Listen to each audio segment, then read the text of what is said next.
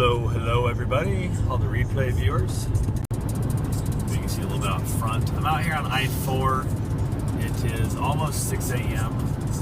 Had my alarm set for 3:55 when I got woke up, and normally that would be that big a deal if I'd gotten to bed at halfway decent hour. I got home super late. I was actually out. Hello, Lily 4, welcome. I was out overseeing Dirty Jim at Primetime Kitchen taping last night, and then from there we went out and got some donuts, and then from there went over to Shot Skis, which I just finally realized late last night that it means shots on a ski, so Shot Skis, which I don't know how the hell I missed that, but I did.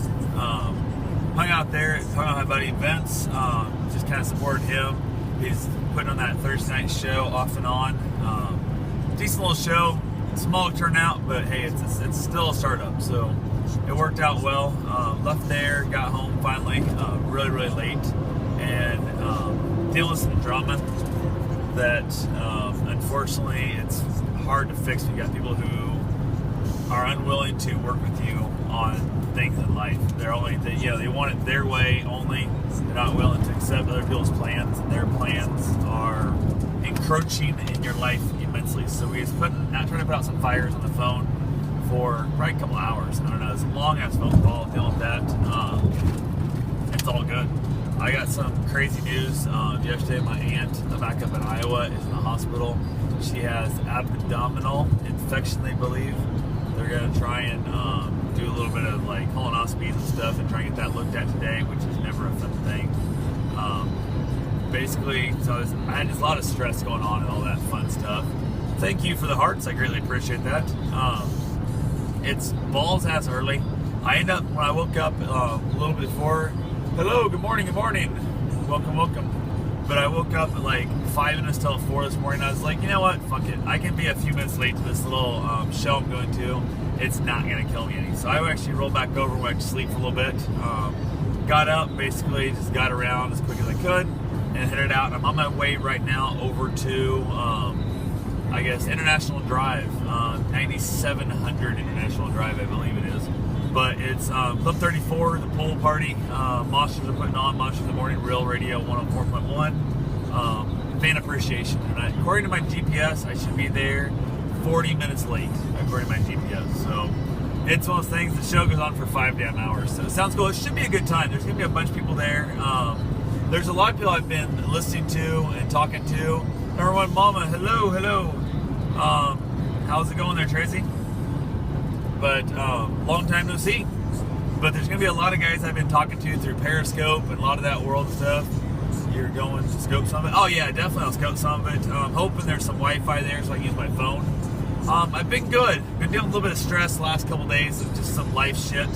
But other than that, all good. Karen had a heart issue last week. Her heart stopped working and her pacemaker kicked in. And basically her pacemaker kept her alive for probably about 3 hours at least. She was like, it was in bad shape. Through the ER, basically she got better. She's all good now. So yeah, Karen's heart stopped. Got it all, she's up and going now.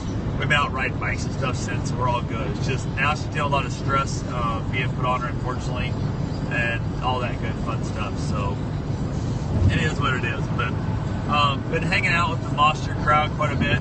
Real Radio people, Periscope people. I got to meet Rodney the first time last night. Texted Barb, a lot of that crap. Holy shit, there's some asshole driving here with.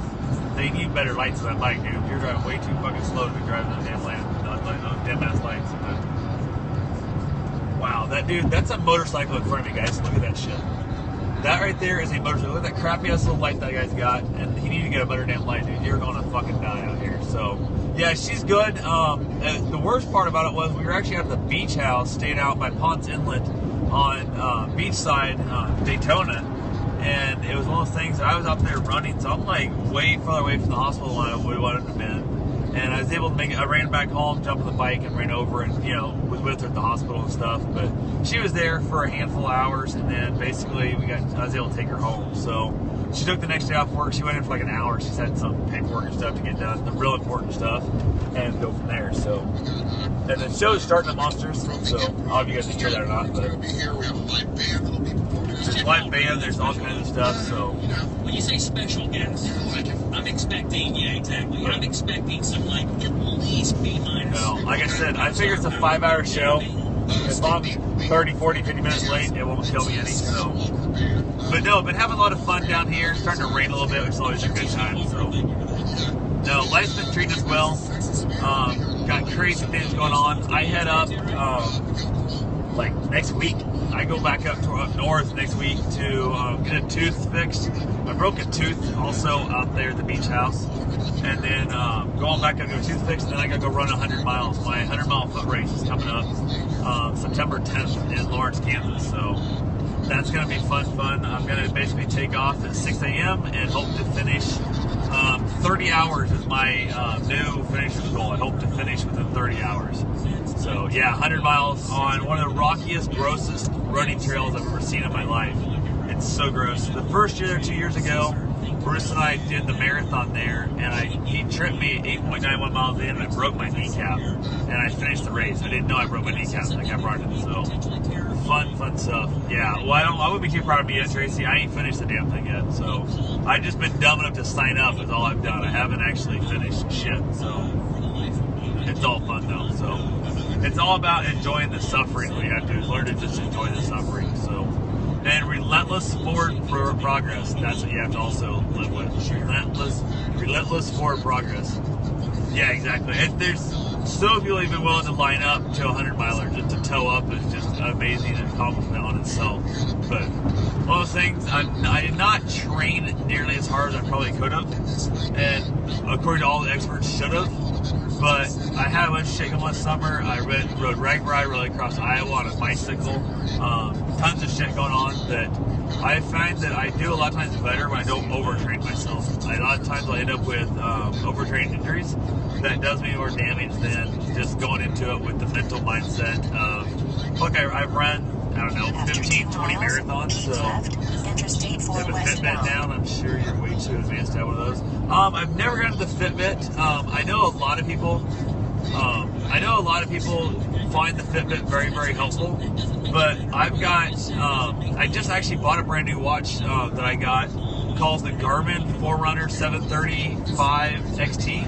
It's a badass machine. It's like $450, $500 like that. It's a beautiful, beautiful machine, but it does so much crap. It'll actually do a lot like the Fitbit does, but the Fitbit, I'm always more of, I need more motivation than just to tell me to move. So Garmin, so G-A-R-M-I-N, 735 XT is the watch I got. Great watch.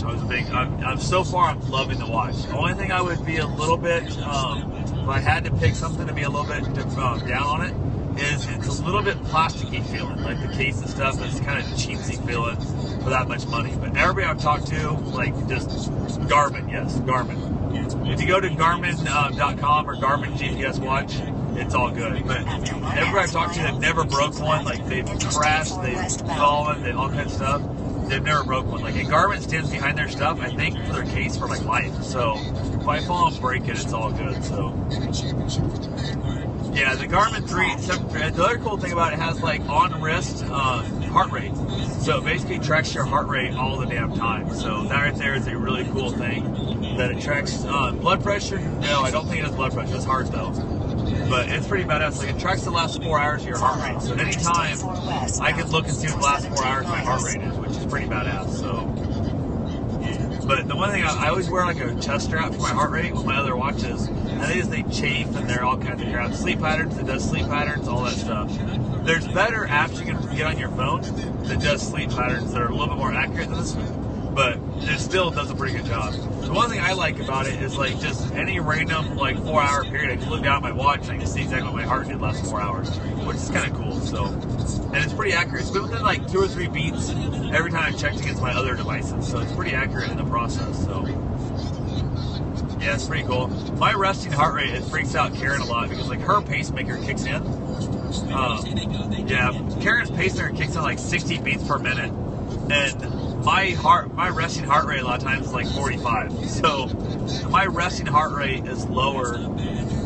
Basically, my resting heart rate is like 45 a lot of times. I've had heart rate as low as like 37, and it's one of those deals where her pacemaker kicks in at 60. Like she thinks she's gonna die at 60, so her pacemaker kicks in. So it's absolutely ridiculous on the difference in the heart rates of people in this world. You know, yeah, I've like right now I gotta see if I can even hit the button or not while driving. Let's see here.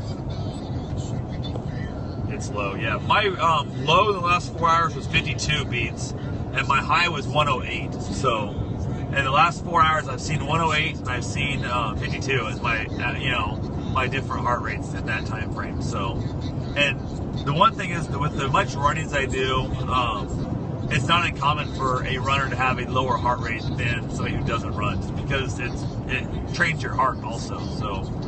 It's kind of those cool things. But I've seen my heart rate. Now this part's going to freak you out, Tracy. You think that 37 is a bad lower heart rate. I ran yesterday when I was like 110 resting. Yeah, that's a little high. You might want to talk to a doctor about that shit. But during one of my 50-milers, I think it was my 50-miler, I ran for about 20 miles. I ran for almost 20 miles that race. My heart rate was over 220.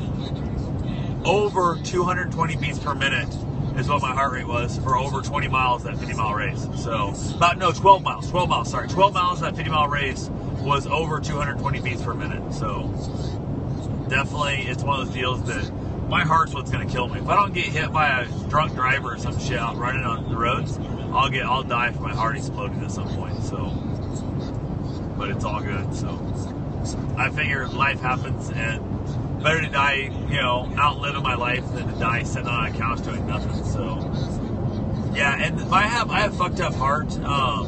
I've had heart issues my whole life. Like I remember, like 8-year-old kid, I had heart issues, and I have what's called naturally medicated syncope. It's just a fancy word for they don't know what the fuck's wrong with me. But my heart will take off and just start racing for no reason out of nowhere.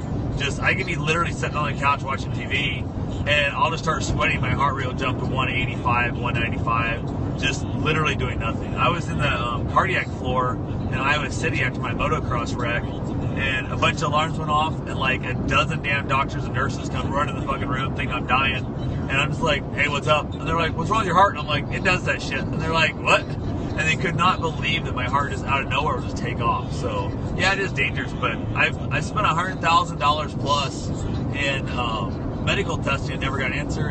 Hey, Potato Shed, how's it going, man? Long time no talk. How's life treating you over there on the other side of the pond? Definitely. It's so damn early here, man.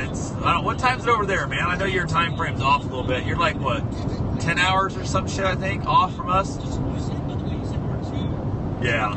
I am not a morning person at all, and I was up at like 2:30, 2:45 this morning still, and my alarm went off at 3:55, so 11:15 a.m. here. Okay, that's not too bad. So you're 5 hours ahead of us, so, okay. Can you let me know, like, if I win the lottery or something? If you just give me the winning lottery number since you're ahead of me in time. So, just sitting there. Do you feel different? I feel like I got hot a lot of times, and I can actually feel my heart beating in my throat. It's the craziest thing. So, I can literally feel it like that. Sometimes I can hear the blood in like my ears. So, get up this early. I have no idea I'm doing up this early. I'm going over to the Monsters in the Morning. I don't know if you guys ever listened to that. If you go on iHeartRadio, search 104.1 Monsters in the Morning. They're doing a fan appreciation day. They got a bunch of people coming in, live bands. They got buffet. $10 gets you parking and a breakfast buffet. We're going to go hang out from 6 to 11, so I'm technically late. I'm going to be about 40 minutes late to the event, but I thought I needed 40 extra minutes of sleep. So I went back to bed for 40 minutes. So I'm going to be exactly 40 minutes late.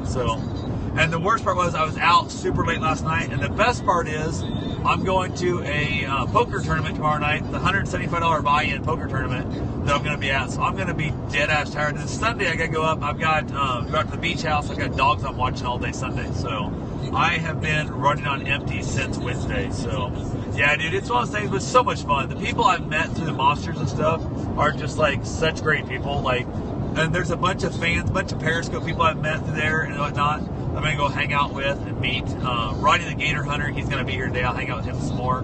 Hung out with him last night at Marla's Tavern and had a great time. So, been seeing your friend more lately. I'm not sure which friend you're talking about. So, You gotta be, I'm not sure which friend you're referring to, I guess. So, but are you talking about like good friend or bad friend? Yeah, Karen. Yeah, I just left her in bed this morning. So, no problem. Yeah, she was there. She was out with me last night. Went out to the comedy club after we left the damn Marlin's Tavern. Super late for her too. Luckily, she don't have to get up until like 8 this morning. She should be out of bed by 7:30. But I got a feeling if she's out by 8, it'll be good. So I'm gonna call her by 8 o'clock, make sure she's actually up and she's getting around. So, but no, Bruce 366, welcome. Live in Daytona, welcome. I live in Edgewater. Let's party. Hey, hit me up sometime. So what, you motherfucker? I don't know what you're trying to say there. So. That's kind of a rude thing to say to somebody this damn early. But no, it's one of those cool things. I'm heading over here to hang out. Like I said, I've met so many cool people through Periscope and through the monsters and all that good stuff. It's one of those fun ass things that it makes it worthwhile. How do I follow you?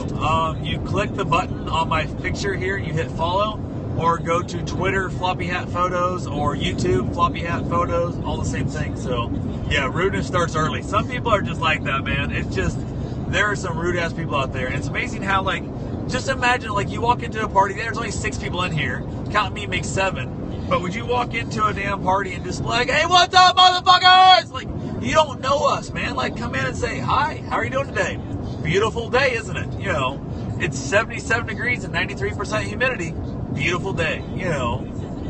Yes, I do. I own a couple businesses, actually. So, but no, I'm heading down here, and the cool part is I'm heading down here to it's a pool party all damn morning, which is a little weird to go chill out at a poolside bar like at 6 a.m. So it's one of those weird ass things. I usually try to, like, you know, beautiful day, it's dark outside. Yeah, it is, but it's gonna be a beautiful day. It's been sprinkled a little bit off and on, and life doesn't matter. Beautiful days has nothing to do with the temperatures, the sunshine, the clouds, the storms.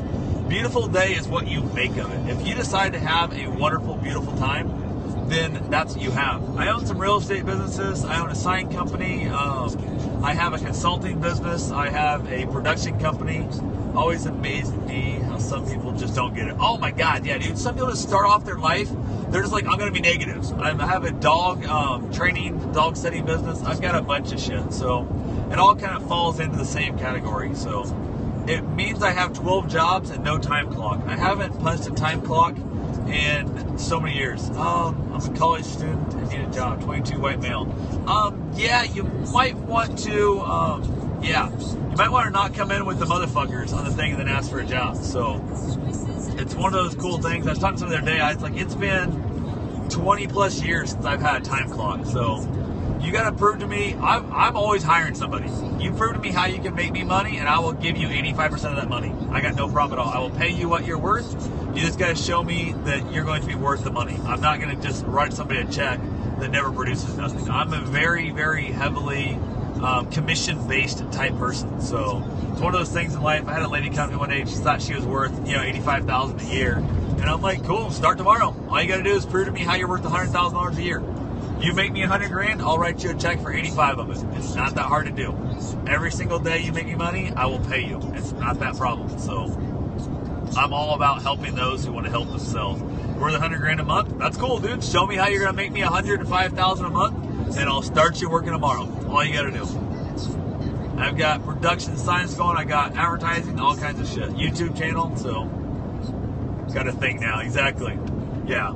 There's a lot of people out there who think they're worth $100,000 a month but haven't produced $1 in their life. So it's one of the things. Yeah, man, I'm worth that. Well, you know how many people don't make $100,000 a month? I know big people. That's cool. Then bring those big people over and get them to buy shit from me, and I will give you 85% of whatever you bring in of profit, not total sales. We got another difference between 999 cents a month. Ain't that the damn truth? And see, here's the thing though.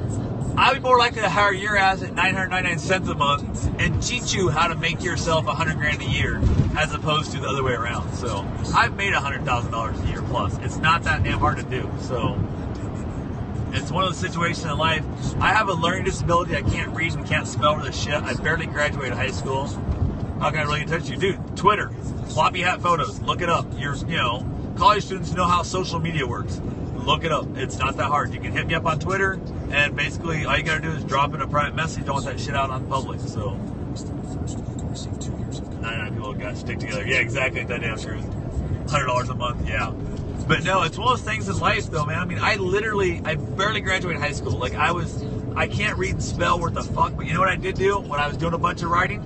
I hired somebody who did my dictation for me. I hired people to read shit to me. It's not that hard to do. I've owned successful businesses. I've had businesses that failed. And it's all about just picking your ass up and moving on. I've never closed a business due to failing, no. I've had business that were failing and struggling, and I busted my ass, and I put every damn ounce of everything I had in it, and got it back up to something, and then closed them down or sold them. You know, I am very intelligent. How did you start your business? My very first business was selling gum in grade school. Literally, straight up. I grew up a shit poor ass kid. My mom was on welfare. I wasn't poor as a kid. My fucking mother and father were poor. They drug my goddamn ass down with them. So I was just a kid who didn't have any money. I had a pack of gum I'd saved up. I got myself a pack of gum for $0.25. Had one of the little rich kids wanted a piece of gum. And I said, he goes, can I have a piece of gum? I'm like, no, dude, I paid for this shit. It's $0.25. He goes, I'll give you 25 cents for one piece of gum. And I'm like, cool. I paid $0.25 for 5 pieces of gum. I sold that bitch $0.25 for one piece. I had 4 pieces of free gum. Within 2 weeks, I was buying gum I didn't even chew to sell to other kids in the fucking classroom. In the hallway, gum was 25 cents a piece. In the classroom, the more risk getting caught. Just like a drug dealer, more risk, more goddamn reward. It was 50 cents for a piece of gum in the classroom. 25 cents for a piece of gum in the hallway. And that was my first damn business. And I had literally 14 different flavors of gum in my locker that I didn't even chew because I didn't really care for gum. I would chew gum every once in a while. And I sold gum. That's where I started up. I basically started mowing lawns and stuff as a kid. I did all kinds of shit. I painted fences, so... Yeah, exactly, man. It's all about the hustle. I will take, if I never had kids, but I would give up 10 IQ points on my son if he had hustle. That's all you need. You don't have to be smart. I am smart. I have a genius level IQ. It's not that big a deal. Natural born businessman. Yeah, hell damn right. And I'm also a natural frugal man. Like, I am all about, it's not how much you make, it's how much you keep. I'm not the guy that's blowing fucking money on shit. Like, I'm not that dude. But I had the second highest IQ in Iowa School District when I was in 8th grade. Second highest IQ in the Iowa School District in 8th grade. 7th grade was my cousin who had the highest IQ in Iowa at the time, and she was 2 points ahead of me. She's a doctor, by the way, now. She has her doctorate in science, so if you're not the first, you're last. So long as floppy. Hey, man, take care. Have fun. I'm about 17 minutes from my destination, so, man, have fun. But it's one of those things that I know some of the most brilliant people. You're better spend on. Yeah, exactly. I spend money on Karen's. We got our arrangement, man. We got that whole thing. Like, I pay for all entertainment. All fun in our life is all 100% on me. So I pay for everything we do that's fun. Now, the rest of the bills and shit, that's a whole different story and shit. But 100% because she's took over so much debt from her divorce that it's one of those cool things. Like, like, I bought her plane tickets and shit, fly back up Kansas so she could be there for my race and stuff, my 100-mile race, all that crap. It's all about, helping her out and making sure she's having fun. Because she's got enough debt on her that it's easy for her to get overwhelmed and get sucked into that. But IQ does not make you successful. Hello from New York, like upstate New York, New York City. What part of New York are you from? I had some family who lived in Queens. I loved Queens. New York City, oh my God. Manhattan had a marriage family downtown Manhattan. Oh yeah, we had my ex-wife's cousin lived downtown Manhattan. I actually was living downtown Manhattan during the towers when they came down. It was a scary ass time. But I could live in Queens if I had enough money to get the hell out of Queens every once in a while. So lived in Queens for 4 years, yeah. Her aunt had a beautiful little brownstone down there, just a gorgeous little brownstone, like a block and a half from a little park. It was just awesome, awesome place. But I know some of the crazy people got a slide back. Hey, cheers, mate. I will definitely have fun. I'm buying myself a CNC router, I think, today. And I'm not going to be as cool as the 3D printer, but I'm going to do some videos on the router. So I'll let you know when that's coming out, too. But it's all about the hustle. I know some of the most brilliant people in the world. I'm talking 180 plus IQs that literally are working for other goddamn people because they're lazy as shit and they're so goddamn smart on simple things, man. Take care, mate. I'll definitely check in with you later. But it's one of those things, they're just so damn brilliant they can't communicate with people. They cannot get their agenda across. They can't, they can't ask for a raise. They can't promote something. They cannot, ask for a business loan. They don't know how to write a proposal. They don't know how to, basically sell their product, sell their ideas. everything in life is selling. Whether you're trying to sell your way out of a damn parking ticket, speeding ticket, whether you're trying to sell your way into a relationship, whether you're trying to, talk somebody into making you a damn, batch of cookies when you come out of surgery from your feet.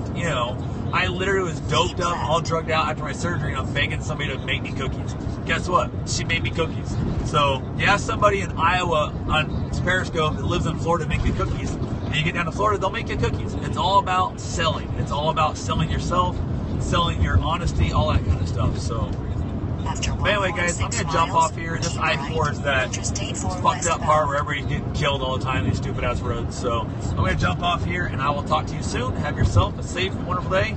Stay positive. Get out there. Have yourself some fun. And make somebody's day better.